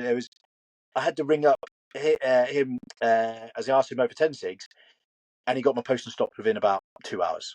He was like, "There's a bloke signed off. He's not going to Purbright." I'd been ringing Glasgow and everything to get this to stop my posting, and nothing was getting stopped. And remember, you're not allowed to ring Glasgow. And I was like, I've signed off. I don't care. I then did my obviously resettlement. Went and did CP because that's what everyone did, close protection. And then I got out in 2000 and when was it? 2013 was my April the 18th, 2013 is when I finally got out, and we just had me and Cecily had our first child 2 months before that, Ellie. Okay, who just started today her grammar school year 8 today, which is a lovely surprise. So that was my army career. Got out then, didn't just short of 13 years, and funny enough, I got out at the best posting I ever had, and I wanted to stay there an extra year, but I met someone who was more important to me than the army. How did you find the transition from army to civvy, like the resettlement packages? I wasn't really civvy. I went to Afghan with an 8. Well, yeah, fair enough. The army helped you leave, or did you not get involved in resettlement packages or anything like that? Yeah, I did, and we can talk about that about CTP, and it's actually what I go on to later. How one for Northern Ireland, it's an absolute, it's just not fit for purpose for Northern Ireland, especially. Anywhere. Never mind Northern Ireland, it's not fit for purpose. No, it's slowly getting better, but there's loads more now with all other entities involved. Yeah. But yes, you're right. But I mean, I can only speak from experience, and that was 12 years ago. Really. Yeah, so about the same time, it was irrelevant to me because I was going out to do CP or PSD. So it was settlement. I was going out to go and obviously literally be with all squaddies again. So I found it easy. But one thing that I will go back to my childhood was the adaptability of moving. That was never a phase problem for me. Believe it or not, being institutionalized never was a problem for me, even though my whole life was in the institution. I know that's like a contradiction, but because of being an only child, moving around, and that adaptability, actually going away from something wasn't an alien concept and wasn't very difficult for me. If I'm lucky, I can understand how that institutionalized, but that really never bothered me. All my deployments were on my own, not as a unit. I'd fly to Iraq and Afghan as an individual, not as a unit deployment and stuff like that. So that was part and parcel to me, and not a problem. So I found that quite easy, if I'm honest. I'm lucky in that respect. Yeah, I can see. I mean, I've experienced it the way every time I was deployed. I mean, apart from a couple of deployments where it was just a handful of us, it was the unit was going and stuff like that. And there is the scariness of change, where all of a sudden you're leaving the military and you're on your own. Yeah. I mean, that's like that didn't affect me until years later, and then it was. How can I explain it? It was explained to me by my counsellor that I never let go of the military, and it took 10, 12 years, or about nearly 12 years for that to kick in. And it's around, and it turns out, they were telling me, it's quite common for it can take that long for people to start developing issues with the mental health, with other factors and stuff like that. One of the things I was suffering from, it was almost like separation anxiety and not being able to close the box type of thing. And one of the things it was leaving the army, that I just walked away from it and didn't draw a line. You know what I mean? I was like still in the army, but not in the army type of thing. And that took me quite a while. Anyway, so we'll move on to your CP work in Afghan. So I've never done it. I've spoken to guys who have, and they loved it, some hated it. How did you find it, and how did you get into it? Oh jeez, it took. So obviously, Hang on, it stopped. Yeah, that's back luckily, on, yeah. So the CP world. Luckily, who I worked with at Optag, Eddie, he was rifles. His brother was a country manager for Edinburgh International. Now it took me a few months of absolutely getting to the point of a desperation that I'm going to get a gig, and then I got a contract with Edinburgh International. I went out to Kandahar, and we did sort of working for Supreme, who were the American company who did the fuel and food, the DFAC. Yeah. So we had a contract there, and it was easy enough. It was a really easy gig, if I'm honest. Really easy. But about 3 weeks into it, we get called in to tell us that our wages are getting halved, and if we can stay on at that, or we can jump ship. So I was due to do 12 weeks on, 4 off, and then they asked me to extend, and I ended up doing 14 weeks, and at the end of that, I walked away because because you don't get paid on your time off. So your money, even though it sounds great when you're there, you then have to divide it between the month you're off to be not paid. I then walked from that. I wish I hadn't, though, because it's better to look for work while in work. And then I ended up being for 6 months trying to get a job in Iraq and get another job. And I got one in Iraq with GSI, which was, if ask anyone at the time, 14 was a terrible company run by Iraqis. Now, they paid on time. Blokes used to say, yeah, but they pay on time. That shouldn't be the basis of a good company. Yeah. So I did that for 2 years, PSD, as a team leader in Iraq, until our second child was due to be born, me and Cecily. So Sophia, Cecily was like, look, I want you to be home. And I wanted to be home, to be honest. I've been away on tours, been doing that. And the money, you see the writing on the wall. It was good. It's just, you're an armoured taxi. You couldn't fire your weapon in Iraq because you'd be arrested by the Iraqis. It's a bit of a fallacy having the rifle, to be honest. But, it paid the bills. I enjoyed being a contractor, but there's nothing fun and sexy about it, if I was honest. Yeah, I mean, the few guys that I have interviewed who've done it have said, like, it's not all what's cracked up to be. And, no, it really isn't. I mean, I spoke to guys who worked in just the logistics side of it, and he did it for years, all over the place, Afghan, Iraq, Sudan, places like that. And it affected him later on because you're always vigilant, and you going from one environment into CP work, you probably didn't see that, there wasn't that much change. No, you're always like hyper vigilant, keeping your eye, the 10s and 20s, 5, 10s and all that. Yeah.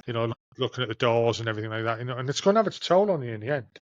And it does on a lot of people, but, I'm not saying it's going to happen to everyone. It doesn't. it's it's the mental health side again. We're not touching on that. We'll probably talk about it again a bit more. They don't get the support that they need. The guys who are going out and doing the CP work. I spoke to like Nick Dunn, who was one of the Chennai Six. Afterwards, he never got fucking any help at all. No, he's still not. Who would have touched maritime security after that when you got shown literally that? Yeah. No, I wouldn't touch it with a barge pole. And I mean, and there was one incident where I was nearly in jail because the company I worked for skimped so much. They wouldn't pay for an extra team to rotate when guys' passports have to get sent in to get their exit visas. So normally what should happen is when your passport's going to get your exit visa, in Iraq, you then don't leave the camp because you haven't got your passport. I said, yeah, you can just use a photocopy of your passport and say you're in. And then at this one checkpoint, I had an Iraqi special police officer asked to see it, and he started going ape and was about to grab me. My team, the Iraqi I had as part of the team, he couldn't do nothing. The only saving grace was the client I was escorting worked for the oil company, was Iraqi. Now, he lived in Sweden, but he literally could speak the language and just told. In that culture, it's not about, just their perception, who they are, that hierarchy, and just told him this bloke's police, he's the law. And this civvy told him what to do and to go away. And he did. And luckily, I wasn't in jail because of that client, and I had that client at that time. If I had the Russian client, because it was a Russian oil company that we used to protect and do, Lukoil, I would have been spending some time in jail, and they'd have to pay to get me out.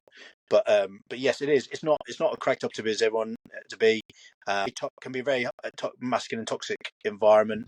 Yeah. So it did the CP, and then I stopped that in 2015, just before my second daughter was born. So what was the next run on the ladder for you then after that? Well, this becomes so. I was in Northern Ireland, and I ended up becoming a custody detention officer in Musgrave custody. So working for the PSNI.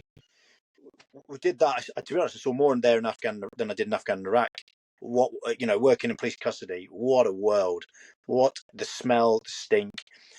But I was speaking to a lad, Chris Finn, a lad in Norwich who was running a thing called Viking Fitness, and he was talking about boot camp. Now, I'd stayed away from the PT world because I was like, well, I've done that. I've been a PTI. I was a PTI for, I did my continuation, so I become the All Arms. I ended up being a PTI for 9 years or whatever long. And I wasn't really interested in that. But as we got time, I was like, there's no military boot camps. And I remember BMF and all that was in the mainland. But obviously, it was a byword. Yeah, but none of that had taken off in Northern Ireland. So I was like, I could run a military boot camp. Now I'm very like that. I don't believe in the narrative. My wife's like, oh, Jay, a military boot camp, because she's Northern Irish. And she's like, well, I don't know about that, Jay. That, there's going to be problems. And I went, nah, we live in East Belfast. So I was going to start a boot camp. And I slowly started while I was working at Musgrave. I started taking clients on, all my first boot camp were all the girls from my daughter's nursery, free boot camp, and started doing proper. And if you've been in Northern Ireland, all the people listening, Stormont is the grounds of, obviously they'll know, is the buildings, and I started doing it all in the grounds there. I then was working as a custody, but I had an idea to start trampoline fitness classes at We Are Vertigo, which was the biggest trampoline park in Europe. So I started that, and then that's when I then quit. I went on a whim and I went, this is going to take off.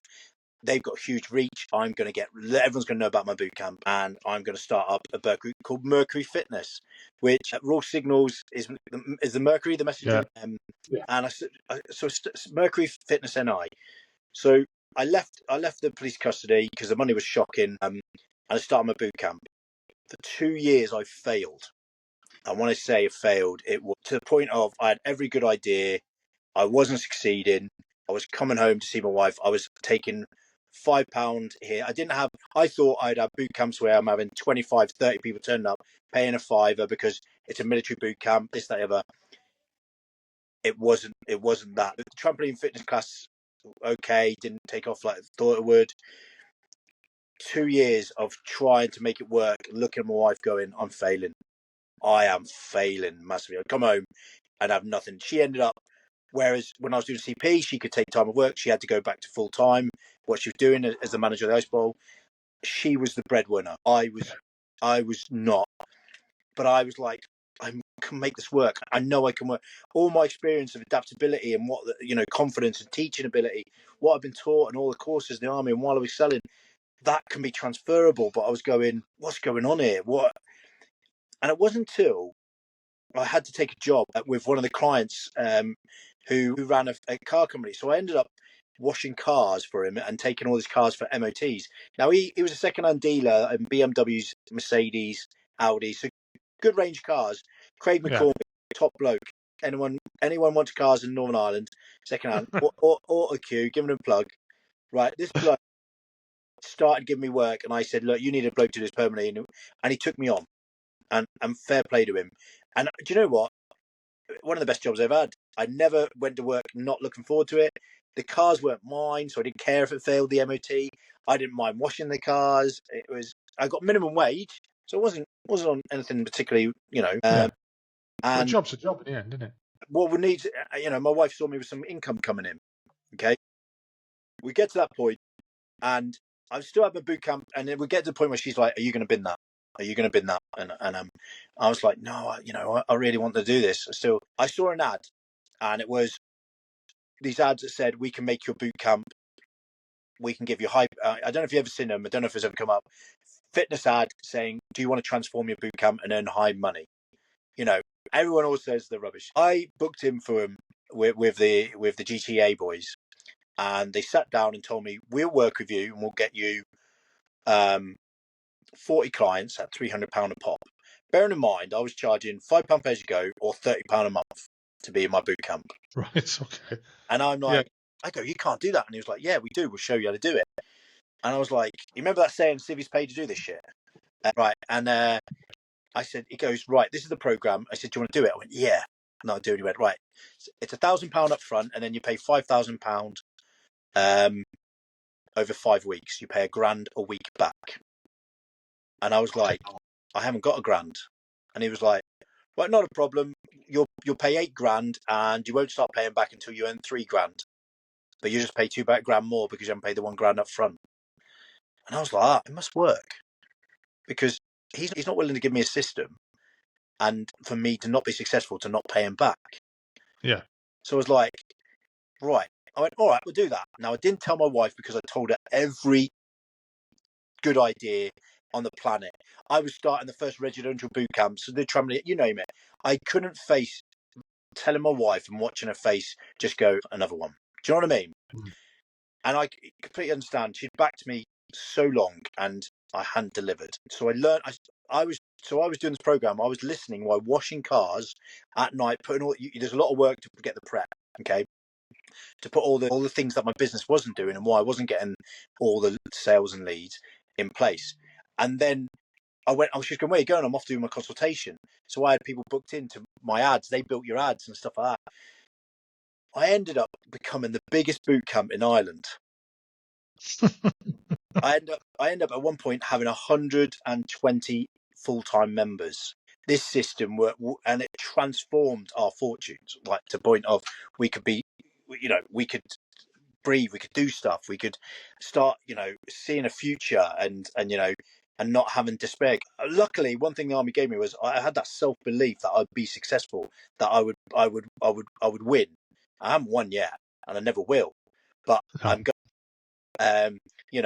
And so went through that. Keep striving. You got to keep striving. Got to keep that next bit. But one of the things that I haven't mentioned, which was a huge catalyst just before this was changed my perspective on everything, was our third daughter. So I've got 4 daughters, by the way. Now I'm at my 4th daughter, ready to chop off my willy, so I don't have to have any more daughters. All right, because I couldn't hack it if I had any more. And our youngest daughter, Aria, was going through the pregnancy. Wife, I could always tell she was about to give birth. She Aria come out in the sack, and that's amazing. But then we went to 7 nurses and a doctor in the room, and they put her on the little incubator to get oxygen. Yeah. But I was not panicking, and they were like, "We're just going to get an extra room," and that went on for 2, 3, 4, 5, 6 minutes. And I'm like, starting to wear, and she says, "What's over?" I said, "We're okay." She's okay. And they said, "She's coming around. She's coming around oxygen." I was like, "Right, okay." But there's still 7 or 8 guys in the thing, and the atmospherics weren't quite right. And then they said, "Does Dad want to have a look at her?" I said, "Yeah, of course I do." So I went and looked at her, And I looked at her, and my first words were to the nurse and doctor, doesn't look like sisters, but they look like aliens when they're born, and tried to have a laugh, and there was no banter. And then I went away, and then I come back, and I looked at her face, and I went, does she look right? I went away, come back, looked at her again, her face must be swollen. They then said, is Mum going to see her? And I said, yeah, I'll carry her. And I brought Aria over, and my wife just looked at her and went, oh my God, she got Down syndrome. And then the doctor just walked over and went, what's Mummy's first thoughts? I nearly dragged him over the bed. Hell. What for? So my wife collapsed, lying down. If you could collapse, I could see someone died. Absolute, giving birth, gas and air. Just saw her completely, world fall apart. Didn't have a clue about Down syndrome. And then trying to talk to her, and she just ignored them and looked at me and went, fix it, make it. And so in our careers, is we're always trained, no plan survives first contact. But if this happens, we're then going to then do a condor moment. We're then going to move on. We're then going to do this. We're then going to do that. There's always the next. You always have redundancies. And for the first time, I was like, I don't know what to do. And all I could say was, we'll be fine. We'll be fine. We'll be fine. And I walked out of the room and I collapsed to my knees and cried. Absolutely cried, going, I've just been having a daughter born with Down syndrome. I've got a child with special needs. I don't know what to do. I've never had this. And first time ever on with Mum. Mum, just to let you know. That experience and what we went through in those early days, 5 days in, because it was the 12th weekend. I don't know if you know about Northern Ireland, and the 12th, July the 12th. Yeah. They have the bonfire. Because of that, we had to stay in the hospital for 5 days because they have to confirm by bloods, which we actually had gone said, but I was driving every day to the hospital, my wife in, just tears running down my face. Feeling sorry for myself, when ultimately I didn't have Down syndrome. So what am I being miserable for? Yeah. That comes on later, because so we went through that tough. You're grieving for the life your child never had. It's the strangest thing. You grieve for a life in a child you never, you dream. We all know our children won't, obviously, it's not always Rosie and Jim, and it's not always perfect. But at that point, you literally have just discarded a whole life away of what you minimum were going to expect or potentially could happen. Okay. And even if you didn't think, even if people don't think that far ahead, it's just the shock, the unknown. It's not something everyone's experienced. I've been shot at, I've been bombed, walked around IDs, had IDF coming in, rounds going around my ears, contacts, and I was more scared at that hour than anything I'd ever done in the army. Yeah, I can imagine. Without a doubt. But that little bundle of joy, that little ginger nut she is, and her progression and her development was utterly catalytic for me to grow and have and obviously as well to have the should we say, guts to go and do what I then did with the saying, yes, I'm going to do that program. As well as, even though with me, I had more on the line, so I needed to make sure I definitely was successful, because I now had 4 women, one who's obviously going to have complex needs. I need to support my wife and give her the ability. And that really set me off with that journey with the boot camp. So the boot camp, we did the boot camp, got to the boot camp, right? So doing really well. Sorry I went on that story. It's always part of the journey. And that's when I was approached by a lad called Sean Mealy. Do you know Sean? He'd be brilliant to have on your podcast. Sean is ex-Welsh Guard. He is the originator of the English, Welsh and Scottish Veteran Awards. Okay, really top bloke. And I got conned by, I know this is going to be awful, so if anyone has ever heard of a lad called Jay Jones, again, we won't say it unless it's true. Jay Jones, if anyone's listening to this who come across him, is a lad who conned loads of veterans, and he's a veteran himself, and a big accusation. But because of what happened between him and what was going on and in the fitness world, I ended up becoming friends with Sean. Sean then approached me and said, Jay, it was just before COVID this, how would you like, because I kept badgering why Northern Ireland didn't have a veteran awards, and he ended up going, why don't you do it? And it took me all 3 seconds to go, I'll do that. Well, what Sean really meant was, I don't want to touch Northern Ireland, you go and do it. You go and do it. Fair enough. So yeah, but I understood he had a lot on. He had 3 awards. He's doing loads. So I said, okay. Then I went about it, and I went and saw Gavin Robinson, the local MP, who was on the defence committee with the DUP at the time, and he had Johnny Mercer's number. So he was a direct contact for me to speak to Johnny.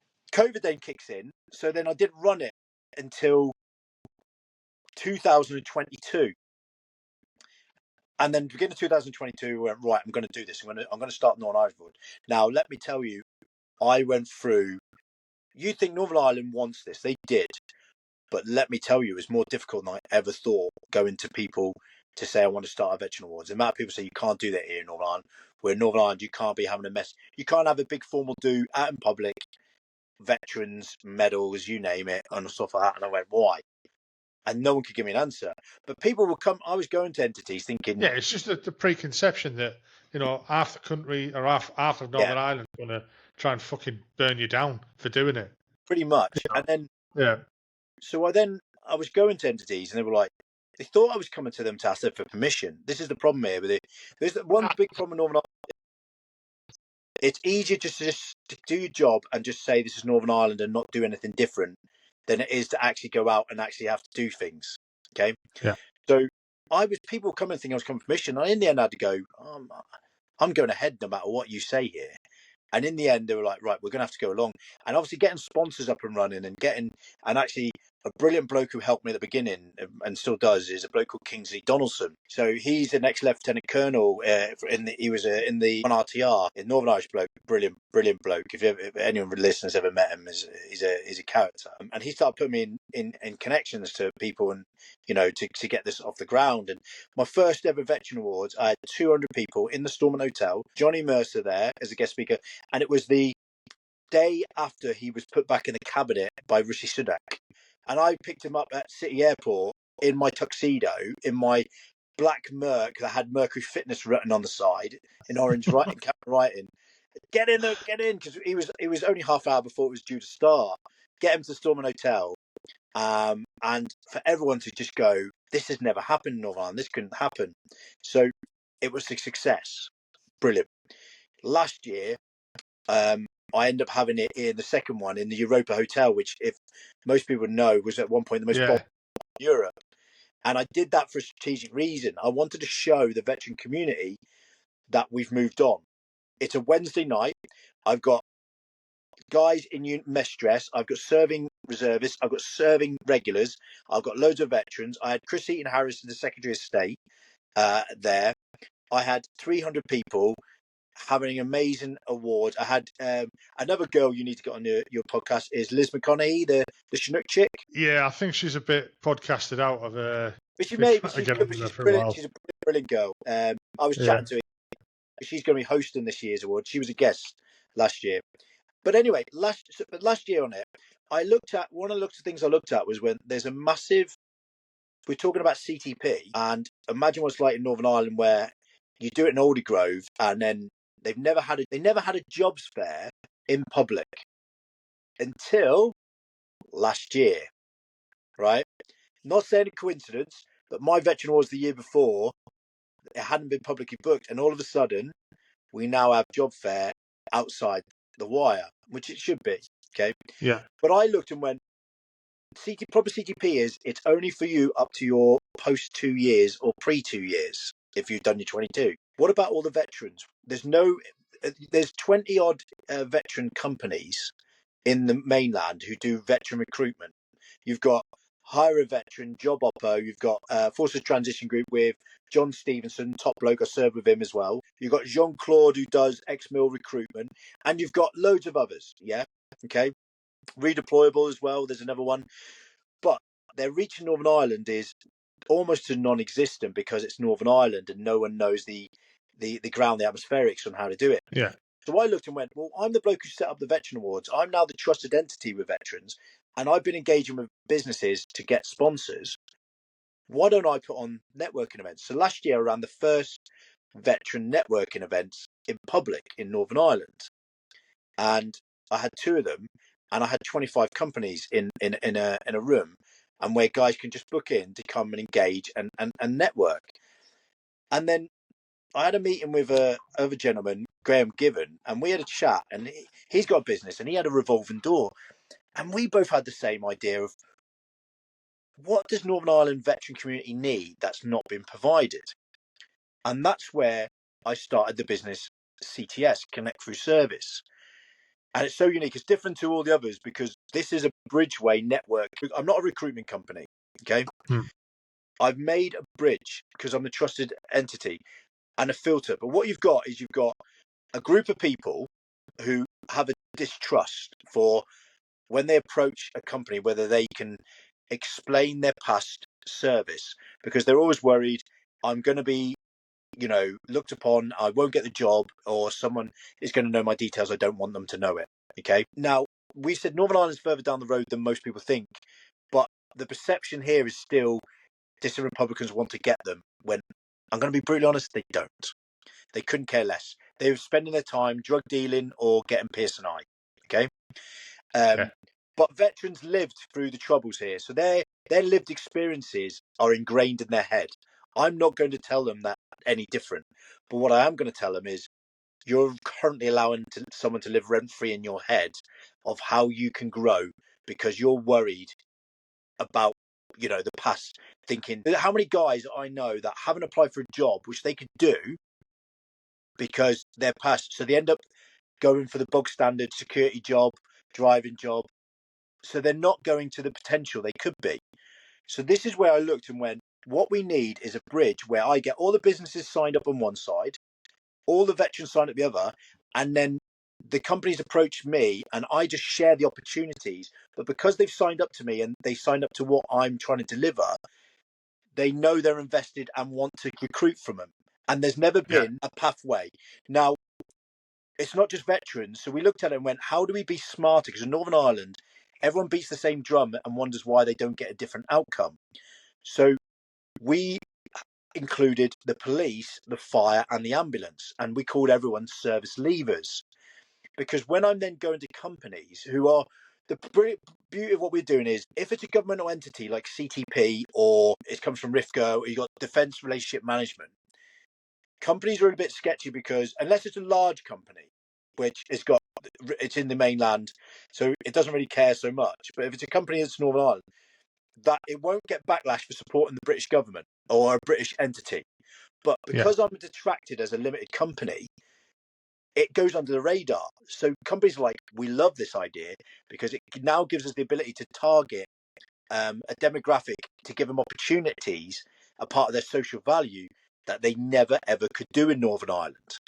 And I've only started this year, but this is where it's really starting to take off. So now I'm trying to get all the veterans to sign up, and the police. Also, the police. When I go to companies, I'm saying to them, we are promoting the fire service, the ambulance, the police, and the army. Who's going to be one to seen to go? And we don't support the police, ambulance, fire service. It's their own goal. So I did it. Now I want to support them because they have served. But I had to be tactically different, and this is where our minds think of it different, to go, how can I get the enemy? And it's not the enemy, but let's look at it in soldier terms. I've got to do the 7 questions to get my end goal, to complete my mission. So I have to get my Trojan horse to get companies on board for the greater good. Okay, good. And this is where I'm going. I'm also putting veterans as part of their diversity hire, because we make up with all the services, it's about 160,000. That's nearly 10% of the population of Northern Ireland. Bloody hell, yeah. Priority, but I'm going to them, we should be part of your diversity hire. So I'm using language that has been used so well by companies against them in a way. And it's honestly, but it's for the greater good. And companies are now getting on board with that because their social value is so high on their agenda. And it gives them a way to really get to a demographic they never could. We've got Hayes Recruitment who see the massive value in this and go, we want to get to these skill sets to put these guys in opportunities. So I'm now, as we're slowly getting companies on board, as well as today, I just actually launched the Blue Lights Awards in Northern Ireland, the NI Blue Lights Awards. So that's where I'm trying to change the narrative for service leavers and veterans in Northern Ireland. But the key thing is we need to get, and the message I try to do is, we have to change the narrative. Don't wait for them to do it, because they'll never change their view of you. You have to go out and go, no, well, this is what we're doing. This is what we bring to the party. You're going to have to accept this is the narrative, because this is the one we're going to deliver. I did nothing wrong. The trouble, blah, blah, blah, which ultimately, yes, that did happen. But it doesn't matter. We're in today. We've got to really change the narrative. I'm not a one-man band in doing this, but I'm hoping I'm going to. But this is the way, if business change how their perception to veterans is, everything would change quicker than any parliamentary implementation. Because you've got two bigger movable forces in Northern Ireland. That one, yes, veterans, the other one, no, they'll stay there. So let business do it, and it will change the veterans' prospects far quicker. It would not be talking decades. We'll be talking a couple of years of them becoming the norm in recruitment, and this is what I'm slowly trying to do. So I end up becoming someone I never set out to be or do in Northern Ireland. Was the bloke who changed the narrative. Never in my life did I set out to do it. I know when we probably started to talk, people were like, I never didn't think that this is how this would take out. Some bloke who's a pub rat ends up, joining the Signals, does CP, gets a boot camp, does an award, and now tries to do a network to make veterans' lives better, and employment, not just employment, opportunities. Because of large numbers, I'm approaching companies to go, well, can you give us better insurance deals? Can you give us better? I've got mortgage support, pension support. Because I was one of the blokes. Have you heard of the? Have you heard about the pension transfer? No, I mean I've seen some people talking about stuff like that on Facebook. I don't think it. Well, I hope it's not affected me. I'm on the old pension, I mean, No, but this you have. I'm just turned 55. Yeah, so I'm the 75. So I was on the 75 pension, but what people didn't know is you were able to transfer your pension out of the military, not to another governmental entity. You're allowed to transfer it to a SIP. And there was a company going round called Caledonian who were on my CP course, and this is Jen. 5,000 lads transferred their pensions, and they were ultimately conned. The MOD have allowed this to happen. This is going to come out. 5,000 guys. I was one of them. I transferred because what they told you they could do with it in the SIP was how much benefit, more money you'd get was meant to be amazing. It ended up being that the money. So for instance, my pot was 52 grand. I had when I done my just over under 13 years. Yeah. And 10 years down the line, it was sitting at 49. Right. Half the guys' pensions are in Malta right now. They cannot do nothing with it. So there's big companies at the minute doing cases. No one's getting sued. It's just they're going to the FCA, right? If your pension's in Malta, there's nothing you can do. If, like mine, you're lucky it was with options, which was in the mainland of such, you could win your case. This is a huge thing that no one knows about, the pensions. I can't remember what I got on this. You hate when you start talking thing and go, there's a reason why I went on this. We'll have to look back at it. But yeah, that was a massive one that's going on at the minute. People don't know about, which needs to be. I'm trying to help. So I've got my cousin's a pension specialist. He's now going out to see how we can help all the guys in Malta to be able to get their pensions back into the mainland and start growing again. But people don't know. So you had to have done it. You wouldn't have done it. You had to physically signed it away. No, yeah. But that's going to come out. I mean, I've seen things on Facebook about guys who were switched to the new pension without being told and stuff like that. This is different. This is by completely different. Who transferred it. You find it was predominantly contractors like me who they were even meeting guys on the beach in Sri Lanka or the Maritime, just on the beach going, hey, do you know this? And stuff like that. And there's about 5,000 guys. There's a document about it. We're talking millions upon millions of pounds that this company made. And they weren't, and the reason I didn't realise they weren't registered in the UK, they're registered in Chile. But I was like, if the MOD will allow you to do it, it must be kosher. Because their pension's huge. It's a huge pension pot. But 2015, they stopped anyone allowing to do it. So 2015, no one could do it anymore after that. So they must have known. So, well, there must have been something known. But we'll come out and work. But yeah, I'm trying to help guys with that as well. So I'm gonna have a webinar in a couple of months' time for anyone who's that happened to so Gav can tell them what they can do and support. But this is what I'm trying to do: get that base support that we've never had. Yet we're a huge demographic that should be able to command them sort of perks. Companies want to have perks. You know, you're talking about a veteran. We're talking about 2 million people in the whole UK, somewhere served, and you're like, how is that not a powerful entity for banks? But yeah, so that's what I've done when I got out. This is what I'm trying to do. The future, change the narrative of veterans in Northern Ireland. So that was my journey. And you know what? I'm like that. I'm just like listening. I'm like, it's like that. I'm like, it's cool. Yeah. Yeah. The thing what you touched on there, what I've discovered since doing these with veterans is that all of a sudden we're forgotten about again. Obviously, Iraq's over, Afghan's over. You know, there's not a lot going on apart from people going, you know, Estonia and the lads I've spoken to are serving abroad. You know, there's nothing really going on anymore. You know, that might change in the near future. You never know. But I think the veterans have been forgot about again. All of a sudden, you know, it's been put at the back of the mind. A lot of the veterans agencies have closed due to lack of funding. There's plenty out there, but it's getting people to them as well. You know, I was lucky that when I approached Up Courage, I went the NHS route to the doctor, sent straight to Up Courage. She just went, "Oh, you're in the army, weren't you?" I said, "Yeah." Poof, straight to Up Courage. Within a couple of weeks, I was seen by them. They couldn't deal with what I was suffering with or going through. Within a month, I was put onto a Veterans Association, East Durham's Veterans Association, fantastic. And I only had to wait a matter of, I think it was 1 or 2 weeks, and I was seeing a counsellor, you know, which I thought was amazing, you know, and I've been dealt with by them, great. But I've seen other guys who've are not getting help because they don't know what's out there, you know. We've just been forgot about again. Yeah.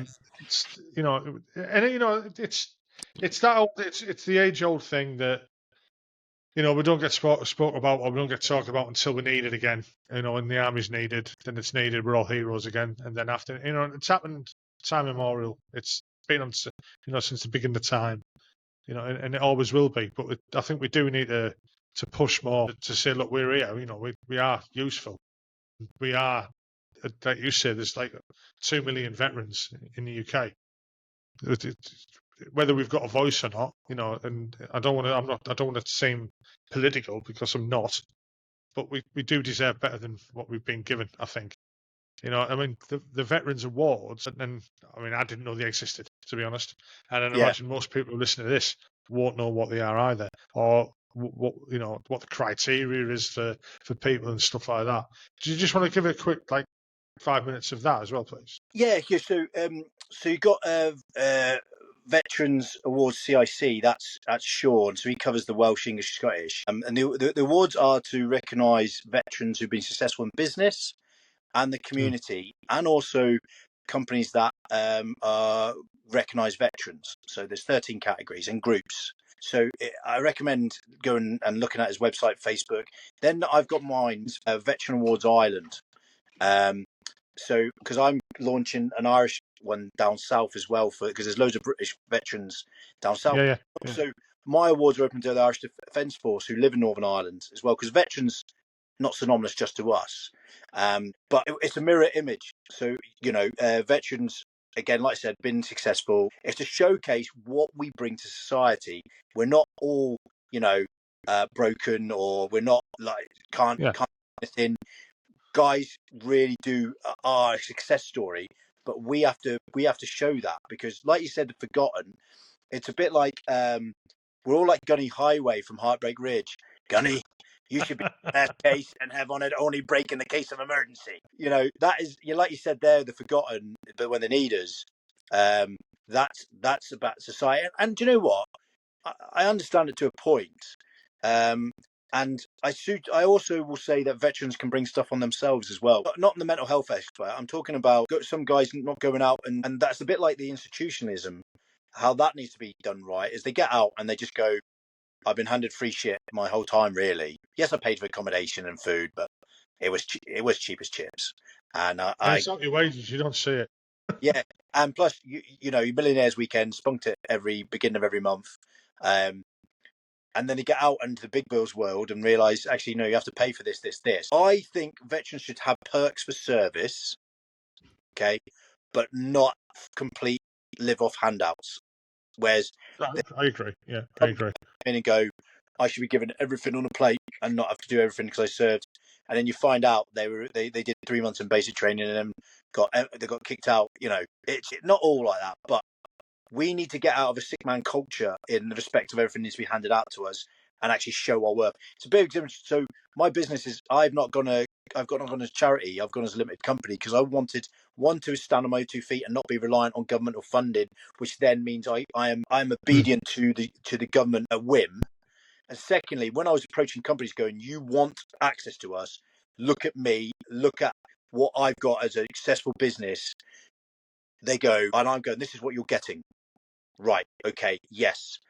I sometimes think that in the veteran community, we think everything has to be a charity. So you have to register a charity, you have to be a charity. And you know, I think that's something that we need to go, actually, no, go out on a limited company, go out on your feet, you can do it. Don't rely on them because it can be pulled away at any time, which we've seen. We've seen Yeah, we've seen it. Yeah, pulled away. So yeah, I really wanted to change, but that was my big thing in the veteran community. I think we can bring someone on ourselves. We should be supported. It shouldn't be as difficult as it is, but I only think mindset as well. Some guys is they need to think. Remember, everything should just be given to them. That's my personal experience. No, I agree with you. I mean, like you say, some people do expect things free. You know, Yeah. it'd be nice. It would be nice. But a perfect example is people whinge about stuff like that, but you know, life's not like that. Yeah, the awards. I've had people slobber about. I try to make them as cheap as I can for the awards a night. Okay, and it's around £90 a ticket. All right, I cannot do it any cheaper than that. It's a gala, high end, 3-course meal, wine, you name it. Right, a night you'll never do, only do once a year. Tuxie, you name it. I can't do it cheaper than that. I can't. It's just, you know, I'm beholden to the prices. Unless you want a fish and chip supper in your Masonic hall, okay, I can't do it cheaper. And the amount of slobbering I get because I am charging. People say, I've had one boat go, I can't believe you're charging veterans. And I'm like, I'm one myself. But how do you think these events go on? And then I was like, I spoke to one and said, was the event what you thought? And he went, no, it was far grander than I ever thought, but still moaned about the price. Yeah. And I'm like, honestly, do you know what? And one thing I've learned on the awards, do you know who did the most moaning to me? So being Northern Ireland, and everyone will say, obviously, you've got nationalists who are not going to be pro-British forces. Do you know who the most? Do you know how many complaints I've had or any bad comments on social media from nationalists in Northern Ireland? How many do you reckon? I'd say none. Do you know how many I've had from veterans? Come on, we can moan. We can moan. But the thing is, I'm doing it from a good. I'm doing it generally great place. You know, I really am doing it from a good place, but I can't do it for free. I have to feed my own family, and I'm putting someone on that can be done and promotes veterans and change the narrative. Honestly, another example is to join CTS. What I'm doing, it's not just employment. I need everyone to join it. I charge £2.99 a month to be a member. Okay, 2 reasons. One, if you give someone away for free, no one cares about it. Okay. Yeah. 2, I charge them so they care about it. Yes, it's only £2.99. It's less than a cost of coffee, okay? Because I wasn't going to then again want to charge guys, but £2.99, they're paying a little amount. They go, I want to make sure I use that and utilize it and get value for it, so they use it. Because anything you pay for, anything you don't pay for and you get for free, you don't care about. Also, those £2.99s I build up helps me deliver and make a better service for them because I can wash my face. So. Veterans, yeah, that's the awards, and that's my gripe. You know, it's interesting as well as veterans should support each other. It's great they talk about stuff, and for instance, you put something on and then they don't do anything with it. Yeah, support it. You moan about it and you see it, go and support it. You have to. You can see a bit of that, yeah. You know, right? That's been nearly 2 hours. That's longer than we thought it was going to be. Yeah, because I'm about to get my ass roasted by the wife. Yeah, I kind of get that as well. Yeah, so we'll end it now. and I deserve it. I'll be honest, because she knows I can talk for Britain. Yeah. No, it's been, like I say, it's been great. I've really enjoyed it. But I'll stop the recording now. Okay. I hope you enjoyed that podcast. I enjoyed recording it. If you could just hit the like button, and also if you could subscribe and hit the notification bell, that'd be great, because it'll help the channel grow. The more people will see it, the bigger it'll get, and the more guests I can get on, and the more people I can talk to. Well, I hope you enjoyed it, like I said. Look forward to the next one. Hopefully, we'll be out next week as normal. Bye-bye now.